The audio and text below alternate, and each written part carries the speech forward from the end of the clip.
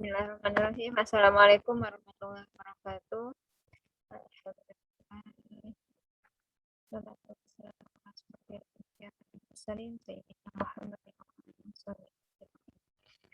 Segala puji kepada Allah ya, karena atas rahmat ya kita bisa melanjutkan kuliah kita pada pertemuan keempat ini pada mata kuliah isu sosial dan praktek profesionalisme.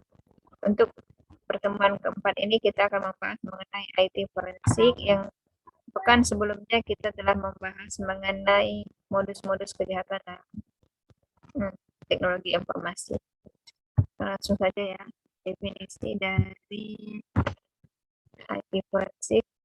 Nah, di sini secara sederhana, IT forensik itu merupakan penggunaan sekumpulan prosedur untuk melakukan pengujian secara menyeluruh ya suatu sistem komputer dengan menggunakan software dan alat untuk memelihara barang bukti tindakan kriminal.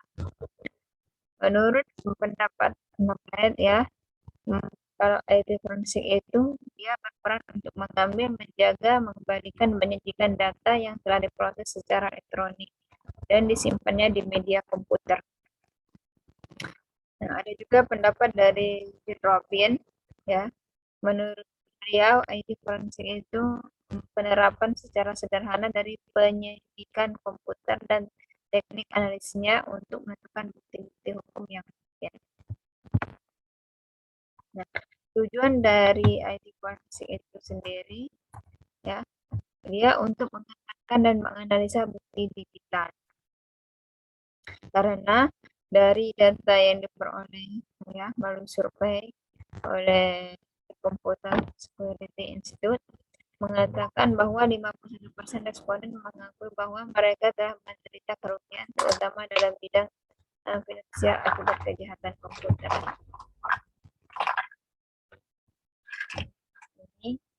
Jadi teknologi IT forensik itu bukti digital ya, informasi yang didapat dalam bentuk atau format digital.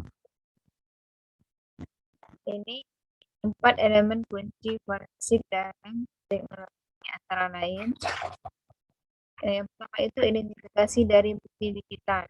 Jadi ini tahapan paling awal ya dari forensik dalam teknologi informasi. Jadi pada tahapan ini dilakukan identifikasi di mana bukti itu berada, di mana bukti itu disimpan, dan bagaimana penyimpanannya untuk mempermudah tahapan selanjutnya.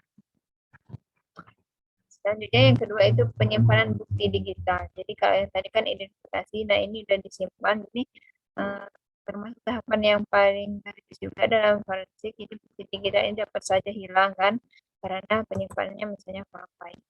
Yang ketiga itu analisa bukti digital. Jadi pengambilan, jadi pemrosesan ya, dan interpretasi dari bukti digital. Jadi diinterpretasi, dianalisis ya, bagaimana dari bukti digital yang diperoleh tadi. Jadi ini bagian yang penting dalam analisa bukti digital. Yang keempat itu presentasi bukti digital. Jadi dalam proses persidangan di mana bukti digital akan diuji dengan kasus yang ada. Jadi presentasi di sini berupa penunjukan bukti digital yang berhubungan dengan kasus yang disidangkan. Jadi setelah ada dapat identifikasinya, buktinya itu terus disimpan, terus dianalisa, terus dipresentasikan.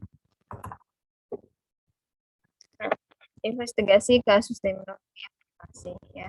Jadi prosedur forensiknya itu secara umumnya itu membuat kopi ya, jadi salinan dari seluruh catatan data file yang diperoleh ya yang dianggap perlu pada suatu media, bisa terus membuat kopiannya dan terus dokumentasi yang baik ya dari segala sesuatu yang dikerjakan, jangan sampai nanti hilang. Terus yang digunakan dalam IT forensik berupa misalnya ada harusnya ya, terus media lain yang bersifatnya remarkable, terus network system. Nah, ini beberapa metode yang umum digunakan untuk forensik pada komputer, ada dua ya. Jadi yang pertama itu dimulai dari perumusan suatu rencananya dulu, terus dari baru pencarian informasi. Nah, pencarian informasinya itu dilakukan oleh investigator, merupakan pencarian di tambahan ya, dengan mengandalkan saksi baik secara langsung maupun tidak langsung. Selanjutnya kita masuk ke audit ya, audit, real time audit. Nah, ini adalah suatu sistem untuk mengawasi kegiatan teknis dan keuangan sehingga dapat memberi penilaian transparan ya, status saat ini dari semua kegiatan dimanapun. Nah, ini dia menyediakan teknik ideal untuk kemudian mereka bertanggung jawab untuk dananya, bantuannya, nah, sponsornya, ya. Jadi siapa yang terlibat dalam bahu ya, dari manajer kegiatan didanai sehingga untuk memantau kemajuan. Ini sejarah singkatnya, ya. Sejarah singkatnya awalnya dikenal dengan istilah electronic data processing ya. Nah, telah mengalami perkembangan yang besar. Jadi audit IT ini didorong oleh kemajuan teknologi dalam sistem keuangan ya.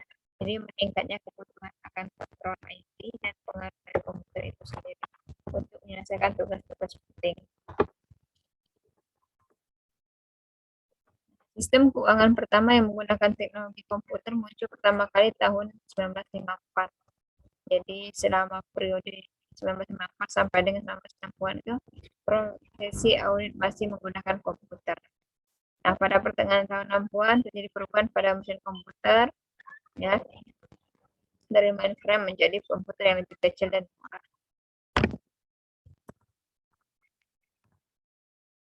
Nah, ini jenis audit ya. Yang pertama itu sistem dan aplikasi.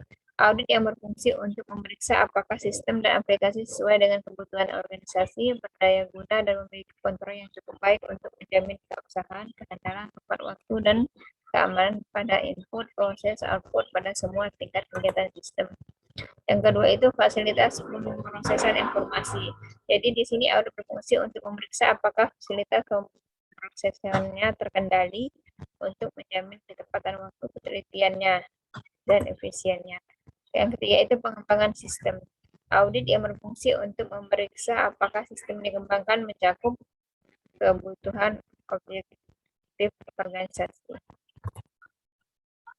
Selanjutnya itu arsitektur perusahaan dan manajemen informasi ya.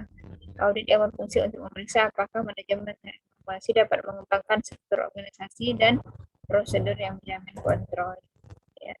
Terus ini layan server, telekomunikasi, ya, dan intranet dan extranet. Ini suatu sistem audit berfungsi untuk memeriksa apakah kontrol-kontrol berfungsi pada klien server dan jaringan yang menghubungkan klien dan server. Jadi untuk memeriksa kontrol-kontrol.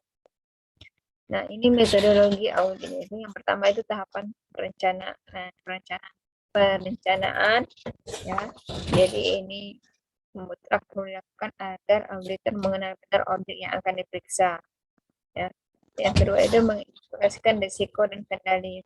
Di sini untuk memastikan bahwa sumber daya yang berkualitas sudah dimiliki ya.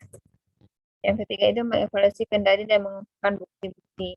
Jadi melalui berbagai teknik termasuk survei, interview, observasi, dan pemeriksaan dokumen. Terus mendokumentasikan, jadi mengumpulkan temuan-temuan dan mengintegrasikan dengan audit. Terus menyusun laporan, mencakup tujuan pemeriksaan, jadi dan kedalaman pemeriksaan yang dilakukan. Ini alasan dilakukannya audit. Yang pertama itu kerugian akibat kehilangan data. Yang kedua itu kesalahan dalam pengambilan keputusan. Yang ketiga itu risiko kebocoran data. Terus keempat itu penyalahgunaan komputer.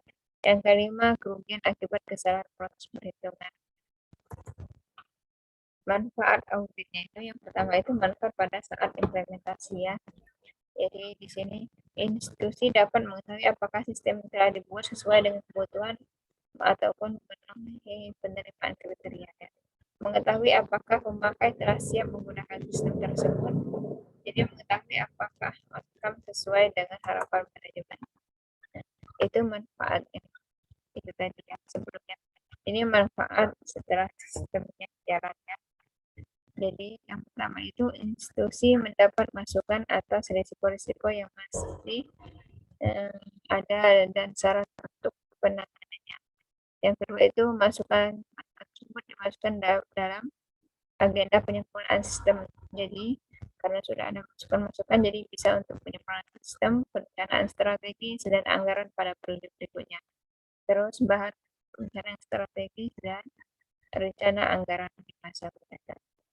Nah, yang keempatnya itu memberikan ini ya level asuransi bahwa sistem informasi telah sesuai dengan kebijakan atau prosedur yang telah ditetapkan.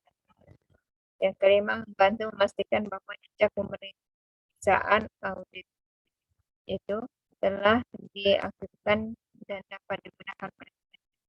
Yang kelima itu membantu dalam penilaian apakah